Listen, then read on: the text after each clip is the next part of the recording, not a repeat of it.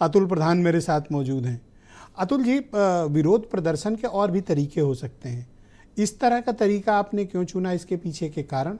और दूसरा प्रश्न जो मैंने कपिल देव जी से और आराधना जी से पूछा, आपसे भी वही प्रश्न है कि भाई आप लोग उर्दू सम्मिलित किए जाने की वकालत क्यों कर रहे हैं? देखिए, मैं आपका धन्यवाद करता हूं कि डिबेट में आपने बुलाया और ऐसे महत्वपूर्ण विषय पर चर्चा हम लोगों की रखी है। हमारी बड़ी बहन संसदीय जानकार भी हैं और हमारे साथी हमारे ज़िले के बराबर की सीट से एमएलए हैं, मंत्री भी हैं। मैं जितना समझता हूँ, मैंने 3 साल में देखा नज़दीकी से बातों को किस तरीके से बदलना है और अपने निजी एजेंडे को किस तरीके से लागू करना है, ये कोई भारतीय जनता पार्टी से सीखे। हर समय हर चीज़ को राजनीति में तब्दील करने का काम अगर कोई करता है तो भारतीय जनता पार्टी के नेता और ख़ास तौर से माननीय मुख्यमंत्री। देखिए, मुख्यमंत्री का जो पद और ओहदा है वो गरिमा से भरा हुआ है और हम लोग पूर्व के मुख्यमंत्री जो भी रहे हैं, अगर उनकी कभी कभी जो बातें सुनते हैं या उनके जो भाषण सुनते हैं, कभी देखते हैं, तो इतनी कभी हम लोगों ने छोटी बात कहते हुए किसी मुख्यमंत्री को नहीं देखा। जो वहाँ पर घटना घटी, जो आपने जंजीरों से जकड़ी बात की, वो मैं लेकिन इसके पहले कभी कोई एमएलए इस तरह से अपने गले में बेड़ी डाल के भी नहीं आया। तो इससे आपने भी तो नीचे जाने का लेवल चुना। इससे बेड़ी में जकड़ के एमएलए क्यों आएगा? ना, लेकिन आप ये भी तो सुनिए ना कि क्यों आए। वो तो प्रतीक के रूप में था, लेकिन उनकी देखिए कोई प्रतीक नहीं, जो 40 सुनिए, अब आपने बता दिया अपनी बात। 40 घंटे जिन लोगों को बेड़ी में जकड़ कर रखा, सबसे पहले नंबर की बात, अगर इस देश में रोजगार उपलब्ध होता तो वो लोग कहाँ के थे? उत्तर प्रदेश के भी थे, हरियाणा के भी थे, पंजाब के भी थे और सबसे ज्यादा तो गुजरात के थे, जिसका डंका पीटा जाता है। एक तरफ तो विश्व गुरु होने का ये डंका पीटते हैं, तो रुपया बैठ गया, लेकिन बेरुपया घूम रहे हैं। ऐसे बेरुपया जो पता नहीं क्या क्या कहते घूमते हैं कि डंका हो गया विश्व में। खास उससे मतलब नहीं। क्यों मतलब क्यों नहीं है?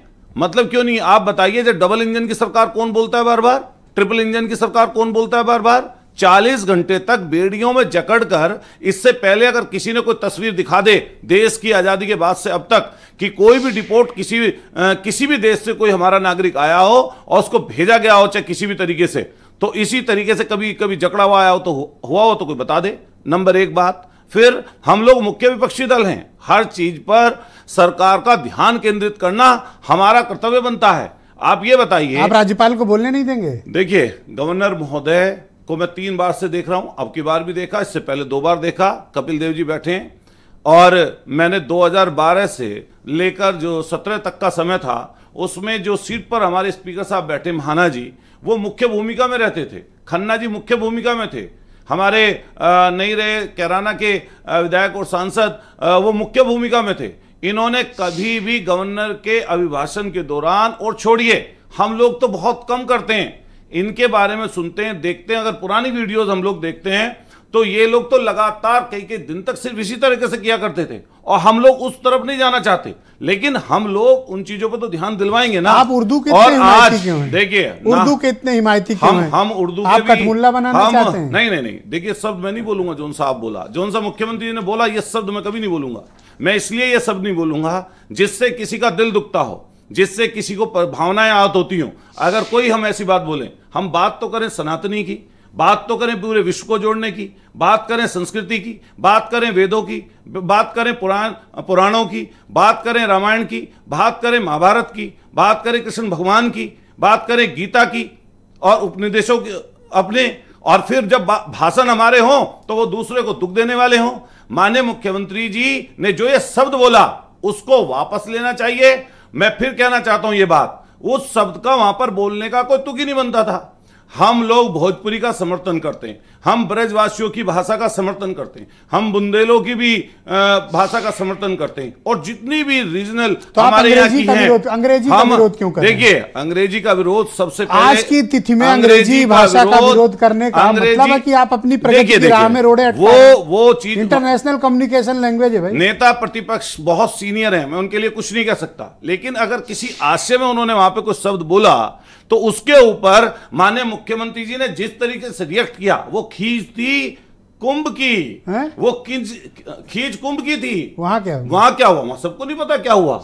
हमने तो चेहरे देखे लोगों के, हमने तो वीडियो देखी ऐसी ऐसी कि जिसको आप समझ सकते हैं, जान सकते हैं। ये जो 100 करोड़ अभी वीडियो कहो तो मोबाइल पर चला दूं। तो ये उर्दू का कुंभ से क्या ताल्लुक है? अरे उसी को तो डाइवर्ट करना है। क्या आज जो रिपोर्ट आई है सीपीसीबी की, जो केंद्रीय प्रदूषण नियंत्रण बोर्ड है, उसने एनजीटी को एक रिपोर्ट सौंपी।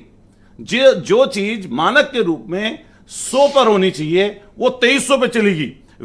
ये फीकल कोलोफॉर्म होती है एक चीज जो आपका कहने का तात्पर्य है कि ये डाइवर्जन है? ये डाइवर्जन है निश्चित। कल माननीय अखिलेश यादव जी अपने सारे विधायकों के साथ कैंसर इंस्टीट्यूट चले गए।